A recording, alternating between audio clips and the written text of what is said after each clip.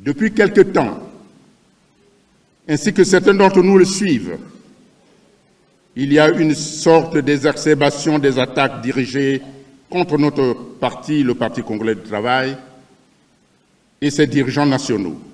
La campagne médiatique qui se mène grossièrement contre nous, en mettant en avant un prétendu génocide des Laris, qui aurait été commis dans le département du Poul, soulève l'indignation à la fois des populations concernées et des observateurs les plus sincères. Car il n'existe aucun répondant à la définition de génocide, au sens où l'entendement des Nations Unies, qui considère le génocide comme étant un acte criminel qui consiste en l'élimination physique, intentionnelle, totale ou partielle d'un groupe national, ethnique, racial ou religieux, en exécution des plans concertés. Or, jamais, alors jamais, cela ne s'est produit dans notre pays, même au plus fort des contradictions politiques les plus aiguës. Une telle campagne, savamment orchestrée par des esprits malins, ne vise autre chose que de dresser les Congolais les uns contre les autres, selon la politique de diviser pour régner, c'est-à-dire d'accéder au pouvoir non pas par la voie consciente des urnes, mais plutôt par la malice. Un autre fait défraie la chronique ces derniers temps. Il s'agit du phénomène d'hystérie collective observé à Brazzaville en milieu scolaire les 24, 25 et 26 octobre dernier, notamment au CG et lycée Nganga-Édouard et au lycée technique du 1er mai, à l'étonnement de tous, car ce phénomène semble ne jamais avoir été vécu par les Congolais des générations actuelles. Selon les ministres des enseignements primaires, techniques et secondaires, l'hystérie collective est une réaction de stress collective ou de psychose générale due à l'extrême sensibilité du système nerveux. Elle se présente comme une épidémie de malaise au cours de laquelle des personnes présentent les mêmes symptômes. Mais la récupération qu'on en fait vise des buts politiques, parce qu'elle est attribuée aux autorités politiques ou administratives, notamment à des membres du gouvernement, à des fins magico-religieuses. C'est avec satisfaction qu'il convient de noter que depuis 1997, le président de la République, son Excellence Denis Sassou Nguesso, s'emploie avec sa légendaire détermination d'homme de paix à éradiquer le phénomène des milices privées. Les récents accords de cessez-le-feu et de cessation des hostilités entre le pasteur Toumi et le gouvernement de la République, ainsi que l'opération de ramassage des armes, réconfortent tous les patriotes épris de paix et donnent l'espoir que la paix, en ce jour, est plus qu'à notre portée dans le département du Poul. Malheureusement, certains de nos compatriotes ne mesurant pas à leur juste valeur les efforts consentis pour pacifier le pays, distillent des informations calomnieuses prétendant qu'il y aurait eu un génocide des Laris dans le département du Poul. Or, il n'en est rien. L'Organisation des femmes du Congo, fortement indignée par cette campagne de mauvais goût, condamne ces manœuvres politiciennes et met en garde leurs auteurs et leurs complices. S'agissant de la crise d'hystérie collective vécue en milieu scolaire, il sied de constater qu'en l'absence d'une attitude objective devant ce phénomène concret qui affecte nos élèves et perturbe leur programme d'études, des prophètes de malheur continue de répandre le bruit qu'il s'agirait des manifestations d'origine occulte. L'Organisation des femmes du Congo dénonce l'exploitation politicienne de ce phénomène qui ne vise qu'à jeter du discrédit sur le gouvernement de la République. Considérant les actions menées ainsi que les efforts consentis par le camarade Denis Sassou Nguesso, président du comité central du Parti congolais du travail, chef de l'État, président de la République, dans le redressement de l'économie et pour le bien-être social, considérant la cohésion sociale et les diversités ethniques qui existent dans notre pays en général et au sein de la jeunesse congolaise en particulier, considérant la campagne menée contre notre pays, ses dirigeants au sujet des prétendus génocides des Lari, considérant la récupération malsaine à calcul politicien du phénomène d'hystérie collective attribué à une catégorie d'autorité tendant à occasionner la perturbation dans les cours dans les établissements scolaires, nous, membres du Conseil fédéral du département de la force montante congolaise du département de Brazzaville, rejetons avec force toute tendance à vouloir déchirer le tissu social chèrement reconstruit. Demandons à toute la jeunesse congolaise de redoubler de vigilance afin de barrer la route aux ennemis de la paix et de l'unité nationale.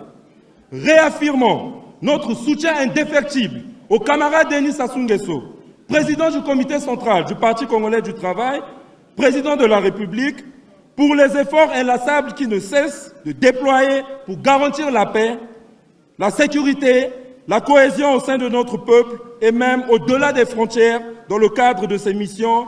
Bon office. Déclaration des membres du Parti congolais du travail de la Fédération du département de Brazzaville.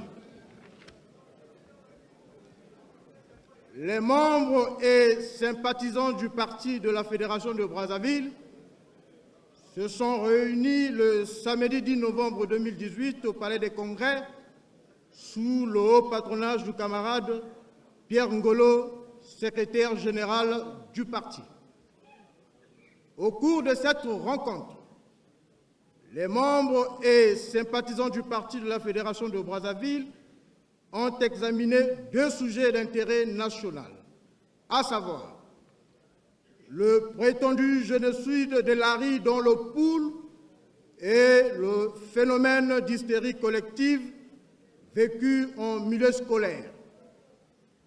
En ce qui concerne le premier point, relatif au prétendu génocide des Lari, les membres et sympathisants du Parti de la Fédération de Brazzaville se référant aux dispositions du droit et des organismes spécialisés des Nations Unies rappellent volontiers qu'on parle de génocide quand un plan concerté d'élimination physique intentionnelle, totale ou partielle, d'un groupe national ethnique, racial ou religieux est mis à exécution.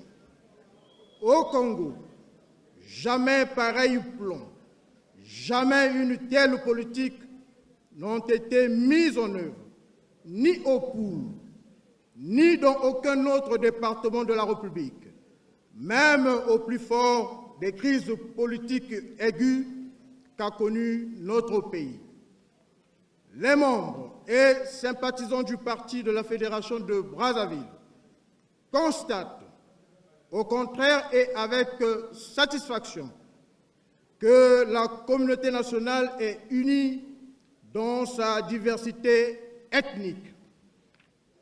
Aux quatre coins de la République, les Lari vont et viennent, s'installent où ils veulent et vivent en paix et en harmonie avec des compatriotes d'autres ethnies. Le brassage ethnique est une réalité indéniable de la vie congolaise. Nier cette donnée fondamentale de notre société est une erreur grave. Persister dont cette erreur est dès lors condamnable. Voilà pourquoi les membres et sympathisants du parti de la Fédération de Brazzaville condamnent sans réserve les géniteurs et tenants de cette théorie du génocide présumé des Lari. Les membres et sympathisants du parti de la Fédération de Brazzaville affirment que la campagne médiatique tapageuse et soutenue relative au prétendu génocide des Lari relève d'une stratégie aux visées politiciennes avérées, bien qu'inavouées. Les membres et sympathisants du parti de la Fédération de Brazzaville dénoncent avec force ces menées subversives qui ont pour but de déstabiliser les institutions de la République et briser la cohésion nationale. S'agissant du phénomène d'hystérie collective apparu dans certains établissements scolaires, les membres et sympathisants du parti notent qu'il n'est nullement spécifique au Congo. Ce phénomène s'est également produit à divers endroits de la planète. Chez nous, ce phénomène a frappé la conscience par son caractère inédit et par ses manifestations spectaculaires. Il a, en outre, donné lieu à une exploitation politicienne avec la cabale injustifiée menée contre des détenteurs de l'autorité de l'État. Les membres et sympathisants du parti de la Fédération de Brazzaville stigmatisent la manipulation de l'opinion tendant à discréditer les institutions de la République. Les membres et sympathisants du parti de la Fédération de Brazzaville expriment leur compassion à toutes les personnes touchées par ce phénomène. Les membres et sympathisants du parti de la Fédération de Brazzaville félicitent le gouvernement, les forces de l'ordre, les services de santé et de secours pour la prise en charge prompte et efficace des victimes de ce phénomène. Les membres et sympathisants du parti de la Fédération de Brazzaville lancent un appel aux militants et sympathisants du parti, à ceux des organisations affiliées et au-delà aux forces vives de la nation à faire échec à tous les coups perpétrés contre la démocratie, la paix et l'unité du peuple. Les membres et sympathisants du parti de la Fédération de Brazzaville renouvellent leur engagement à accompagner le gouvernement dans sa noble mission en faveur du développement national. Les membres et sympathisants du parti de la Fédération de Brazzaville réaffirment leur soutien indéfectible au camarade Denis Sassou Nguesso, président de la République, pour son immense et multiforme œuvre à l'intérieur et à l'extérieur du pays. Tout pour le peuple, rien que pour le peuple.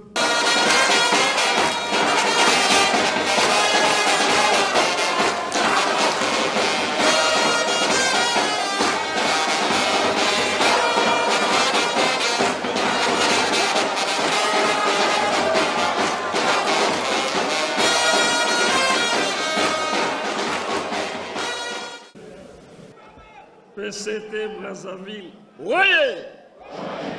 Ngor, oh maman, le camarade président Denis Sassou Nguesso, viva! Viva! Viva! Merci, asseyons-nous. Camarades dirigeants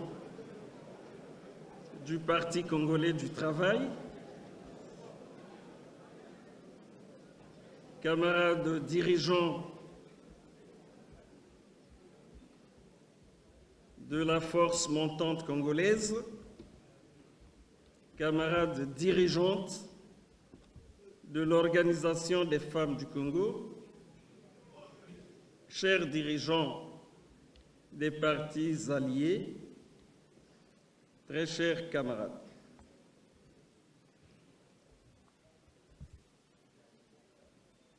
je suis sensible, particulièrement sensible, à la mobilisation que vient de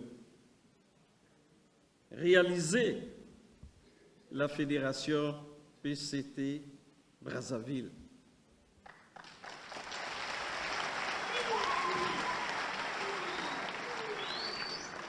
Réussir une telle mobilisation dans les conditions difficiles d'aujourd'hui, sans bénéficier d'un moindre appui, est une preuve de ce que Brazzaville est bien cette capitale politique qui donne le ton, imprime le rythme et la cadence.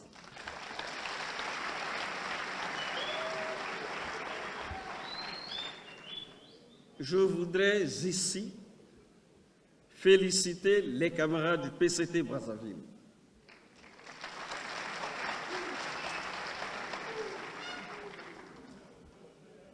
J'ai suivi les différentes interventions. J'ai suivi la déclaration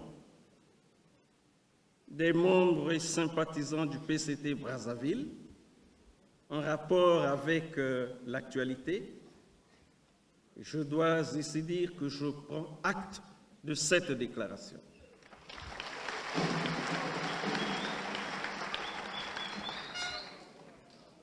Pour nous, cette déclaration est un engagement à se déployer sur le terrain. Je convie donc les camarades du PCT, les camarades de la Force montante congolaise, les camarades de l'Organisation des femmes du Congo Brazzaville, je les convie à partir de ce jour à tenir leur engagement et donc à être sur le terrain. Il s'agit d'être sur le terrain pour mener la campagne. À la campagne mensongère, nous devons opposer la campagne de la vérité pour que nos compatriotes, les citoyens du Congo, soient à l'abri de toute manipulation, de tout mensonge. Mensonge parce que, vous le savez, vous l'avez dit, il n'y a pas de génocide au Congo. Il n'y a de génocide nulle part au Congo. Le génocide d'Elari est un montage, c'est une invention. Et vous l'avez bien relevé, qui a des visées politiciennes.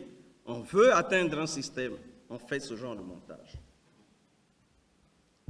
Mensonge aussi, vous le savez. Ce qui se passe aujourd'hui au sujet de l'hystérie collective participe d'une stratégie de manipulation et de déstabilisation.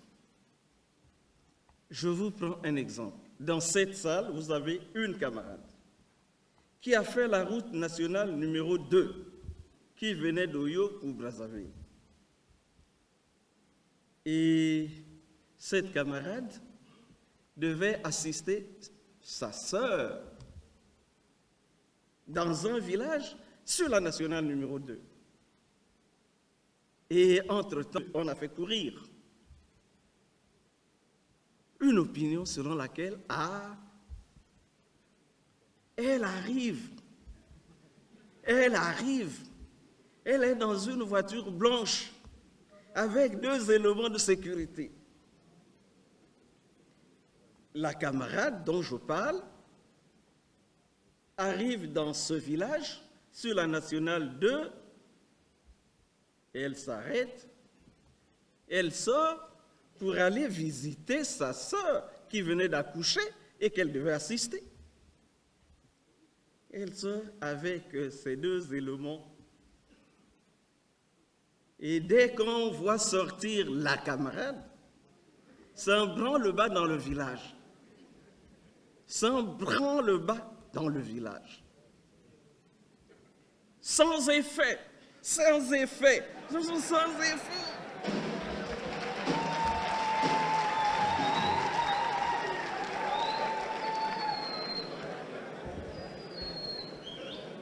Et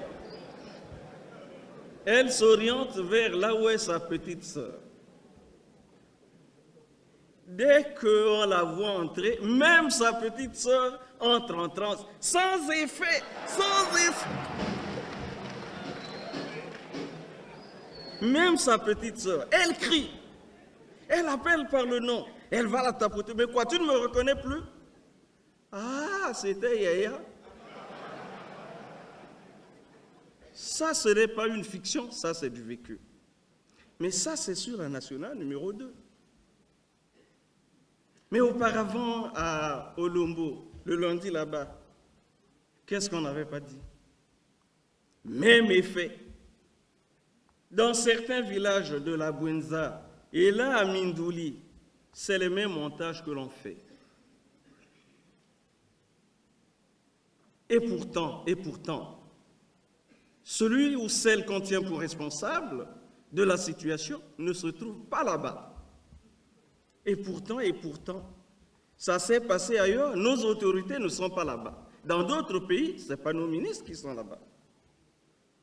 Donc, on est en train de faire de la manipulation. Il y a un phénomène, c'est vrai, un phénomène, dont nous n'avons pas encore la maîtrise des raisons. Et nous avions dit, le gouvernement doit poursuivre le travail qu'il a commencé, celui consistant à mettre des chercheurs, des spécialistes des sciences humaines, des sciences naturelles, pour creuser l'investigation et établir la réalité. Qu'est-ce qui est à l'origine de ça et quelle thérapie prescrit? Nous avons dit, nous soutenons ce travail. Parce qu'il faut sortir de l'obscurantisme. Mais ce qui se passe aujourd'hui, c'est l'exploitation. Cette exploitation-là n'est pas innocente. Elle est politicienne. On veut simplement atteindre un système. On veut créer les conditions d'une alternance par la force. Donc, devant ces mensonges-là, devant cette campagne, il convient que nous nous levions. Il convient que nous menions une véritable campagne, la campagne de la vérité, pour tenir les citoyens, les mettre à l'abri de la manipulation. Il ne faut pas que nous oublions que dans cette salle, le 30 décembre 2017, à l'occasion du Congrès du Parlement, le président de la République, dans son adresse, a engagé l'ensemble des forces, a engagé les citoyens sur la voie de la lutte systématique contre la corruption, la concussion, la fraude et tout comportement déviant de nature à freiner l'évolution de la société. Et nous étions, par ce message du président, interpellés et engagés. Il ne faut pas que nous fermions les yeux. Il faut que la crise que nous vivons et dont les effets font suffisamment de préjudice sur la vie des citoyens, il faut que cette crise-là nous aide à prendre conscience pour que nous nous dictions désormais une autre attitude, une autre posture, pour que nous soyons véritablement les combattants résolus de la bonne gouvernance, de la démocratie, contre la corruption, contre la fraude, contre tout comportement de nature à compromettre l'évolution de la société.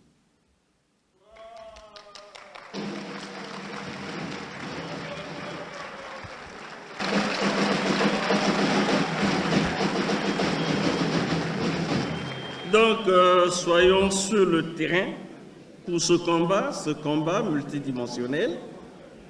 Et je voudrais saisir cette occasion pour maintenant lancer l'appel à l'ensemble de la base du parti, sur l'ensemble du territoire national, pour une action efficace. Et je voudrais donc, sur ces mots, vous remercier. Gloire immortelle au camarade Marien Gouabi. Vive le camarade président Denis Sassou Nguesso. Tout pour le peuple, rien que pour le peuple. Je vous remercie.